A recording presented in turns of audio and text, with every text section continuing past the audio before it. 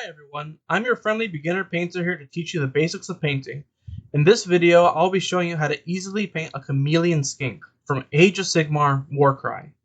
If you are like me, you may struggle with starting to paint, but I'm here to show you the basics and how easy it is to begin.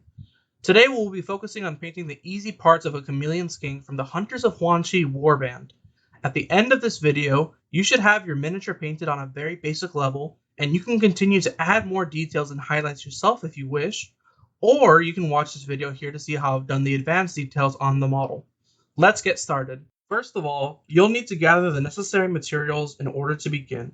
You will need a well-lit workspace, paper towels, paints and primers, brushes, a cup or pot of water, and a palette. It's up to you if you wish to use a wet palette or dry one. I personally recommend a wet palette. If you don't know how to make a wet palette, I have an instructional video here that will show you how to make one easily. These are the following paints you'll need: Gray Seer Spray, Black, Blood Angels Red, Retributor Armor, Gut Ripper Flesh, Wog Flesh, and Celestra Gray. First of all, make sure your miniature has been primed. I primed mine using a Gray Seer spray can from Citadel Paints, but any light gray primer will work. Also remember to shake.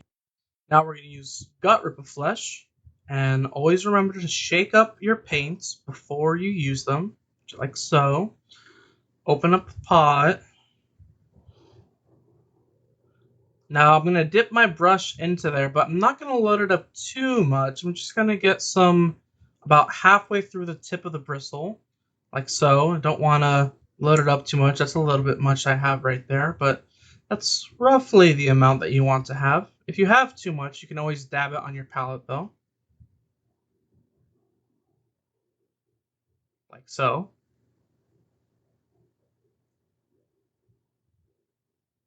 Just get that excess paint off.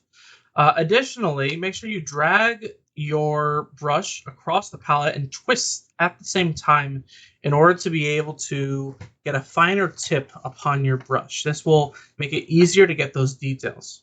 Now you can pick up your miniature either by hand or with a holder. And I recommend you follow the 3-point rule, which means that you have 3 points of contact between your arms, hands, and the surface that you're working on. This is an important rule because it helps to stabilize your hands and allows you to have an easier time painting without shaking your hands or anything like that. Now we'll be going for the arms, the legs, the entirety of the head, and the little flappy thing that we have right here. I'm not quite sure what to call that, honestly, but it's all going to be colored green. So as you can see here, these are all the parts of the miniature that I've painted. The tail, the head, the legs, all of that good stuff. A little bit of the chest as well in between his chest plate, you can see right there. And next up, what we're going to do is we're going to paint his scales on the back, on the rest of the arms and legs, using Wah Flesh. Next up, we're taking our Wah Flesh, dipping a bit of it onto the brush, then moving, well, I'll take a little bit more, move it onto the palette and drag it along. Let's gather a little bit more paint onto our brush and drag it along the palette. Then what you're going to do is after you've moved it there, you're going to get a little bit of water on the brush, dab it back onto the palette, and you want to get it to a slightly thinnish consistency. And now we are going to begin painting the scales on the back of our Chameleon Skink. If you watch like so, you can see them there. They blend into the skin a little bit in certain areas, so it's kind of tricky. But as long as you're being observant and kind of just going over each spot that needs going over, you should be just peachy, like so. Now, as you can see here, we've painted the back of the scales, also around the legs and a little bit around the arms. Don't be afraid to make mistakes. It's all part of the learning process. Next up, we're going to go over to contrast, Blood Angels Red, and for this, we're going to be painting on the shield and the tongue as well. You can see here, I'm loading up my brush as per usual, dabbing a little bit onto our palette, and getting to work, it's not too little, getting to work on the shield. So now what we want to do is avoid this trim right here along the edge, and we just want to go for the shield itself.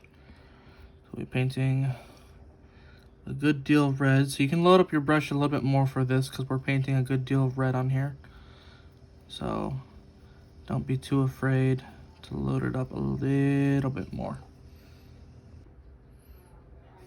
As you can see here, I've painted the shield up, making sure to get into all those crevices in the shield, and also his tongue and the upper part of his mouth as well.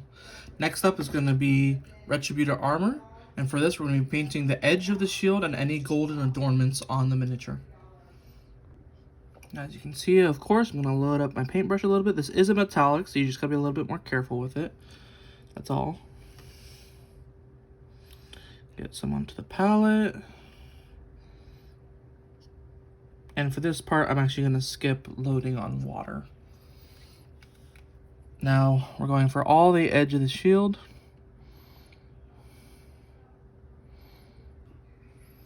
You can see I've painted gold trim and some gold details on the weapon as well.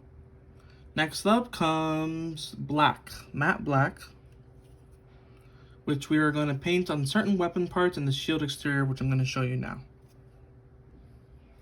So you can see I put a bit drop there. I'm going to drag it along our palette a little bit until our brush is loaded up.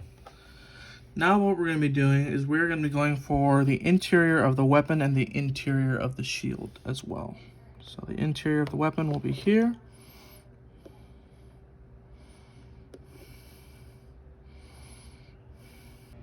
Now you can see here I painted the interior of the shield and the interior of the weapon as well.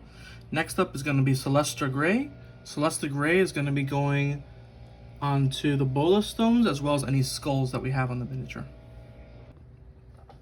So you can see I've opened my paint pot and loaded up a bit of brush, a bit of paint. So now I'm putting onto the palette. Now we're gonna load up onto these bola stones. It's okay if you get a little bit on the actual rope rather than the stone itself, because we're gonna be covering that up with a darker color in a minute.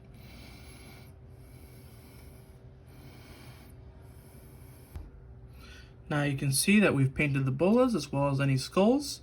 And last but not least, we're going to use Dryad Bark next. Dryad Bark is going to go on the loincloth on the model, as well as any string or rope on the model and the branch that he's sitting on. So I went ahead and loaded up my brush. Now we're going to be focusing on the strings along the bola, the branch, as well as the loincloth and any other strings along the miniature. And there you go. Your skink is now done. Remember, you can always add more details later on. The point here is just to have the entirety of the miniature painted so you can feel proud playing with a painted mini or choose to go on to advanced techniques. Thank you so much for watching and have a great day.